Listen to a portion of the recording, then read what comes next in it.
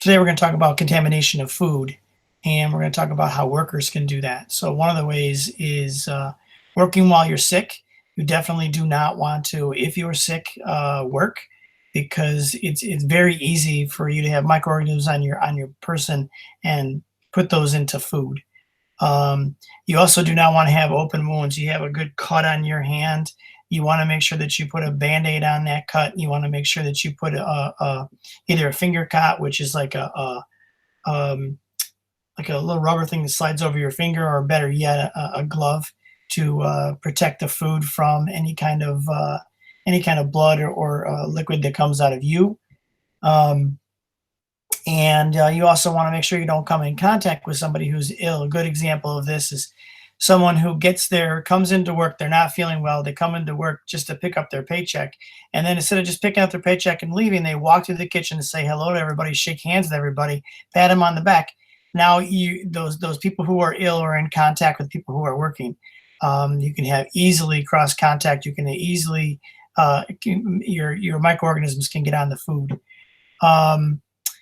When they touch anything that is contaminated, and then don't wash their hands properly. And I'm going to give you a list of items that you should, when you touch these items, you should definitely wash your hands immediately, a little farther. And then if you have any symptoms, you're not feeling well, diarrhea, vomiting, jaundice, especially in the environment we're in now with this pandemic we're dealing with, anybody who has any kind of feeling of being ill at all should definitely not be making any food. All right, workers can introduce bacteria and viruses and parasites to food.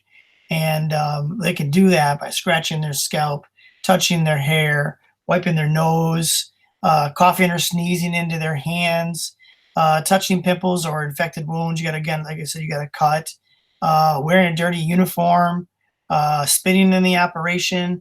All these things can easily cause the microorganisms to get onto the food, which is what we're trying to avoid. Good personal hygiene is paramount, really, really, really important. Hand practices, washing of your hands is super important. At the end of this video, I'm gonna tack on the proper hand washing video, which is also on the YouTube channel.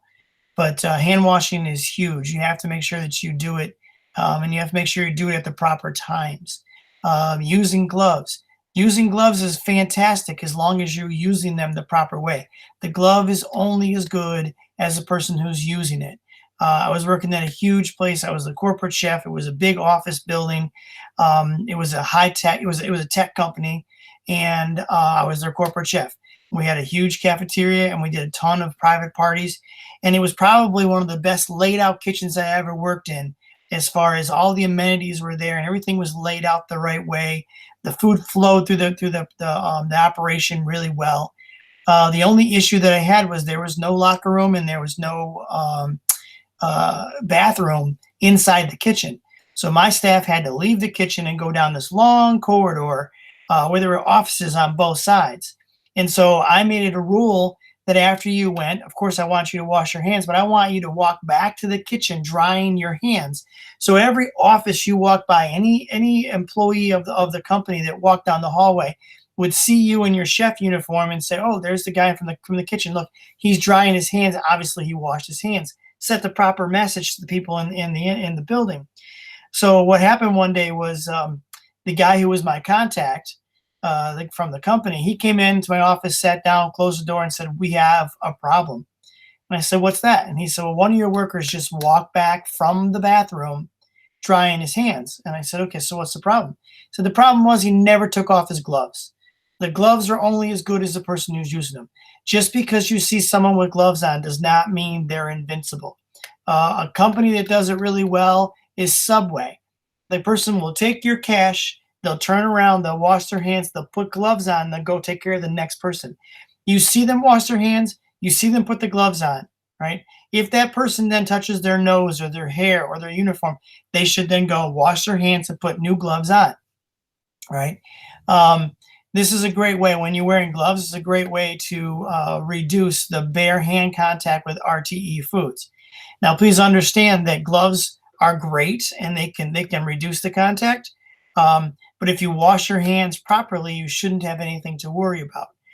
Personal cleanliness is huge. You have to make sure you shower every day. You have to make sure that you're not wearing a filthy uniform.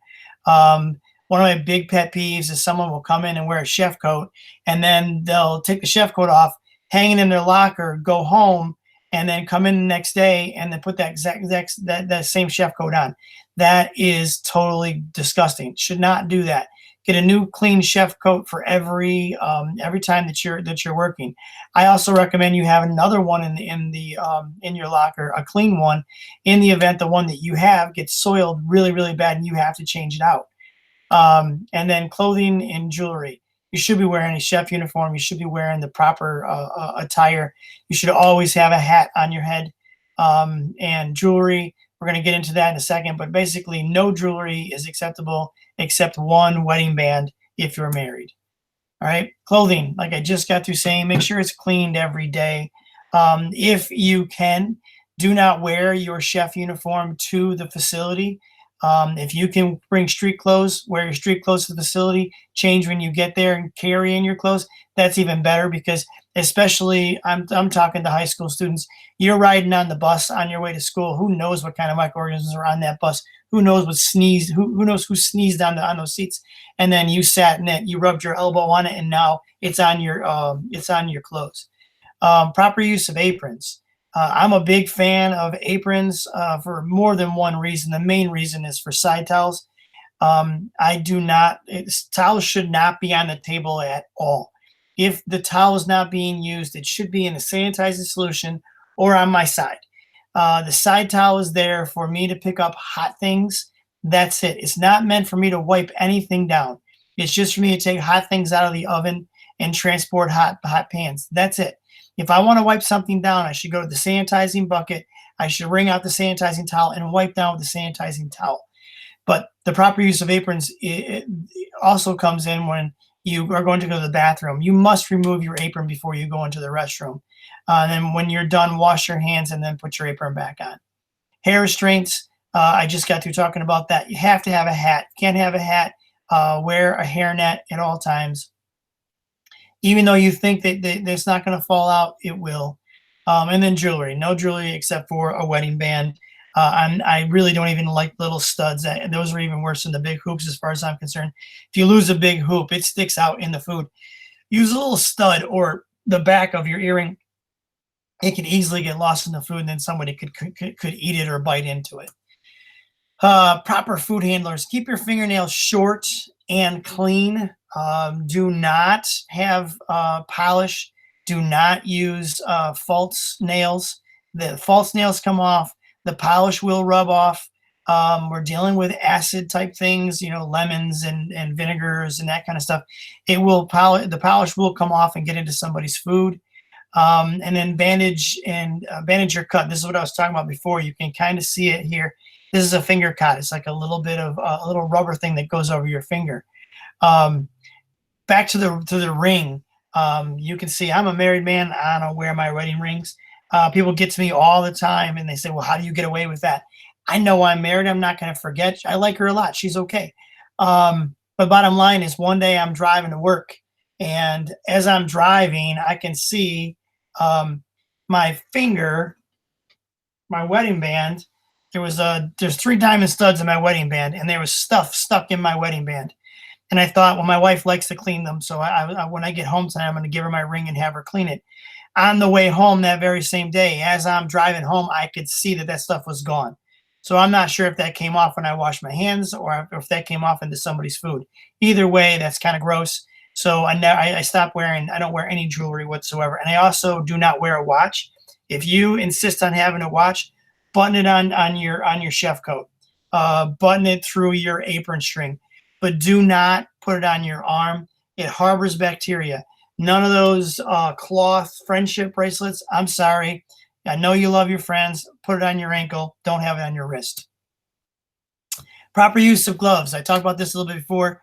Single-use gloves are great as a barrier between the food and your hands, but you must use them the proper way. You have to wash them, or you have to change them and wash your hands. And the next slide, I'm going to talk about all the times you have to wash your hands or change your gloves. All right. So every time you complete a task and go to a new task for sure. If they become dirty, before handling raw meats, poultry or seafood, handling R2TE foods, and then the last one down here. And when I first saw this, when I was doing ServSafe for the first time, I thought, well, that's ridiculous. At least once every 4 hours during continuous use, more often if necessary. I thought, who in God's name and what restaurant is doing one thing for 4 hours? I don't care how big the place is. I don't care how big the convention hall is. It's rare for you to stand in one spot and use one pair of gloves for more than 4 hours.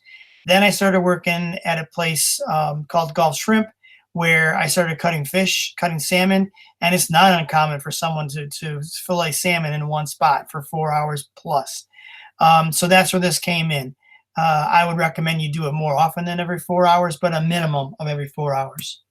So always wash your hands or change your gloves after using the bathroom, touching a bare body part, coughing or sneezing, or using a tissue. All right, eating, drinking, or smoking. After handling soiled equipment or utensils. After food preparation. After clearing tables or dishes. And after removing or disposing of trash. All these things, if you do any of these things, you should wash your hands. And if you're wearing gloves, you should wash your hands and then take out the old gloves, throw them away, wash your hands and put on new gloves, and then go back to work. Droplets of saliva can come out of our mouth. So we want to definitely no chewing of gum, no eating, no drinking, no smoking. Right? It can touch your hand and be transferred to the food. All right. Do not eat, drink, smoke, chew gum, tobacco, of any of these things in the prep area, in the serving area, or in the kitchen in general. Only eat, drink, smoke in designated areas. Most places are going to have a cafeteria, or they're going to have an employee lounge. That's where you do that. And then when you go back to work, before you begin working again, you have to wash your hands